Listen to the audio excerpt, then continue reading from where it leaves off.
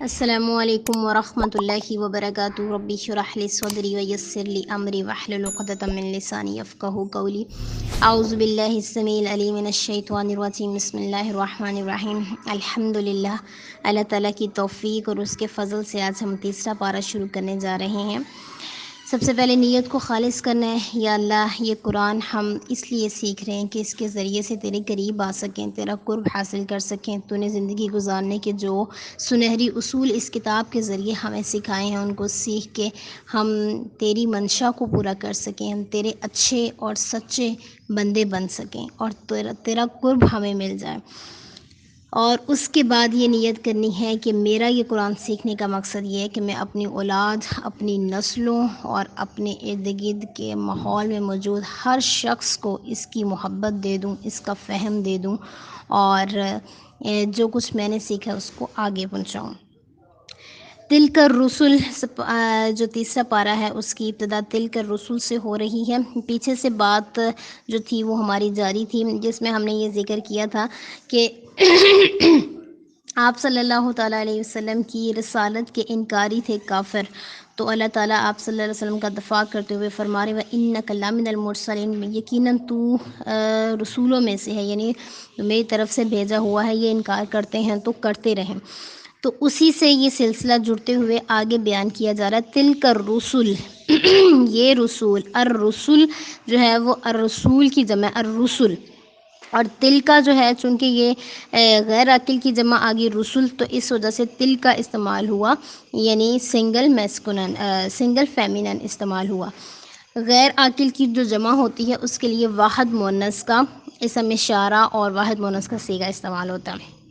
فضلنا، ہم نے فضیلت دی. فضلنا، التفضیل باب تفعیل سے ہے. فضل یفضل، تو فضلنا ہم نے فضیلت دی. بعضہم، ان میں سے بعض کو، علی بعض، بعض پر. منہم، ان میں سے. یہاں پہ اللہ تعالیٰ فرما رہے ہیں کہ رسولوں میں سے بعض کو بعض پر ہم نے ہی فضیلت دی ہے، یعنی تم ان کے درمیان مقابلہ کروا کر کسی کی شان کو کم یا زیادہ کرنے کی کوشش نہ کرو. ہم نے بعض کو بعض پر فضیلت دی ہے. جو اللہ تعالیٰ کے فیصلے ہوتے ہیں وہ سب سے زیادہ حکمت والے ہوتے ہیں. انہی فیصلوں پر من و ان ایمان لانا اور سر جھکانا ضروری ہوتا ہے. تو اللہ تعالیٰ کہتے ہیں کہ رسولوں کے درمیان اس طرح سے مقابلہ نہ کرو جیسے یہود و نصارہ اپنے اپنے رسول کے بارے میں باتیں کرتے اور مقابلہ کرتے، پھر ایک رسول کی شان کو کم کرنے کی کوشش کرتے. تو آپ صلی اللہ تعالیٰ علیہ وسلم نے بھی اس چیز سے منع فرمایا. تو ہم نے بعض کو بعض پر فضیلت دی ہے. منہم، ان میں سے. من، کچھ ایسے ہیں. کلما، کہ کلام کیا. اللہ نے جن سے، جیسے موسیٰ علیہ السلام سے اللہ تعالیٰ نے کلام کیا. وَكَلَّمَ اللَّهُ مُوسَىٰ تَكْلِيمًا، اللہ تعالیٰ نے موسیٰ علیہ السلام سے خود کلام کیا. تو یہ ان کی ایک فضیلت ہے کہ اللہ نے خود ان سے کلام کیا.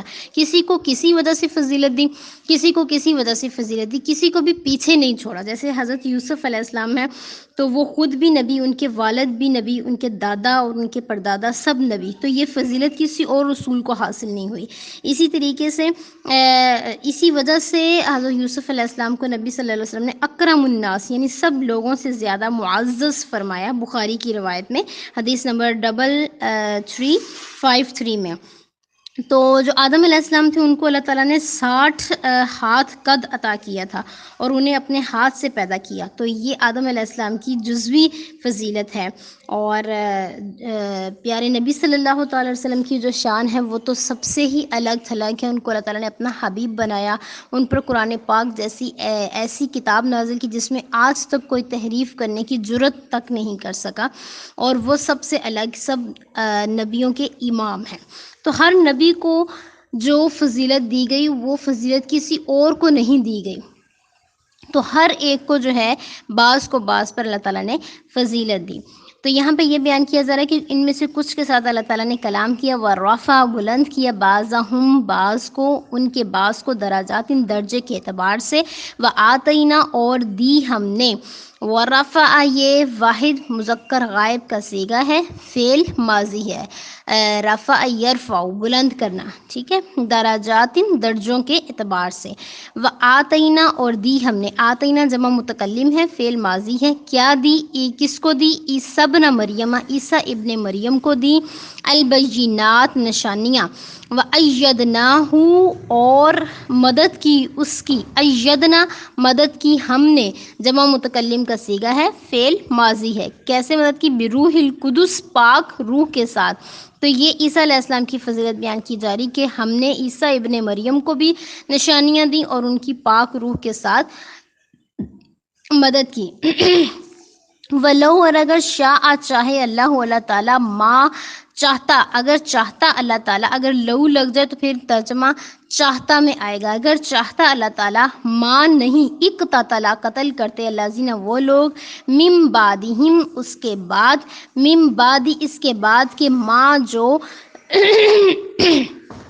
جاءت آ گئی ہم ان کے پاس، البینات کھلی نشانیاں، جاءت واحد مؤنث غائب کا صیغہ ہے، فعل ماضی ہے، البینات جو ہے چونکہ یہ جمع غیر عاقل ہے تو irrational پلورل ہے، غیر عاقل کی جمع ہے، بینہ کہتے ہیں نشانی کو، تو بینات اس کی جمع ہے، الف اور تاء مفتوحہ کا اضافہ کر کے، اس وجہ سے صیغہ استعمال ہوا جاءت آ گئی ہم ان کے پاس، ہم ضمیر ہے، جمع مذکر کی ضمیر ہے اور غائب کی ہے یہ۔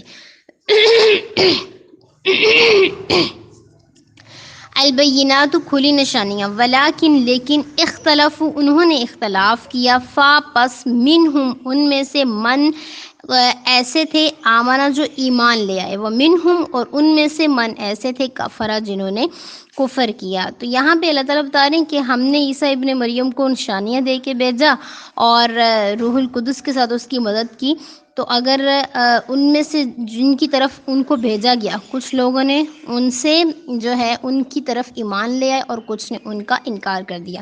وَلَوْ اور اگر شاء اللہ چاہتا اللہ تعالیٰ، شاء فعل ماضی ہے، واحد مذکر غائب کا صیغہ، ما اقتتلوا تو وہ نہ لڑتے آپس میں، نہ قتل کرتے آپس میں، ولیکن لیکن اللہ، ولیکن اللہ انا اور ولیکن یہ دونوں جو ہیں اسے کہتے ہیں انا، ولیکن جو ہے لیکن اسے کہتے ہیں اخوات انا، یعنی کہ انا کی یہ بہن ہے، اخوات انا کئی ہیں جو کہ اپنے سے بعد میں آنے والے اسم کو نسب دیتی ہیں، تو جب ہم انا یا انا لگاتے ہیں تو اس کے بعد بھی جو اسم آتا ہے اس کے بعد اس پر جو ہے فتحہ آتی ہے، یعنی کہ زبر آتی ہے، تو ولیکن جو ہے اس کے بعد لفظ اللہ آ رہا تو لفظ اللہ پر زبر آ رہی ہے۔ ولیکن اللہ لیکن اللہ تعالیٰ، یفعلو وہ کرتا ہے، یفعلو واحد مذکر غائب کا صیغہ ہے، فعل مضارع ہے، ما جو یریدو وہ چاہتا ہے، واحد مذکر غائب کا صیغہ، فعل مضارع ہے، ارادہ یریدو، الارادۃ ارادہ یریدو چاہنا۔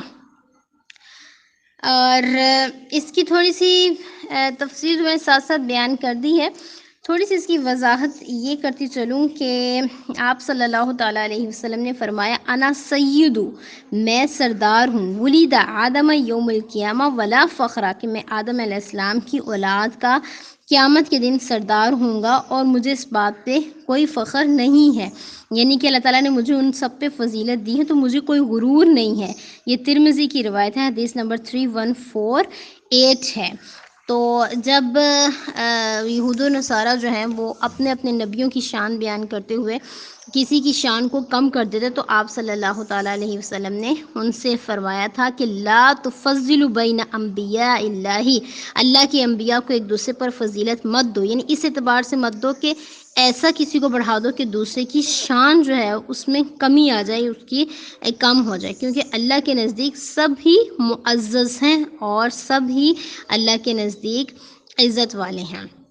اسی طریقے سے جب آپ صلی اللہ تعالیٰ علیہ وسلم کی افضلیت کو قرآن میں بیان کیا گیا، آپ کے معجزات دکھائے گئے، تو آپ صلی اللہ علیہ وسلم کی شان کو بھی لوگوں نے بہت بڑھا کے تو حضرت موسیٰ علیہ السلام کی شان کو کم کرنے کی کوشش کی، تو آپ صلی اللہ علیہ وسلم نے فرمایا مجھے موسیٰ سے بہتر نہ کہو، بخاری کی روایت، حدیث نمبر 3408 8 ہے۔ تو ہر نبی کی اپنی ایک شان ہے، تو کسی بھی نبی کو دوسرے کی شان کو گھٹاتے ہوئے ایک کی شان کو بڑھانے کا حکم نہیں ہے۔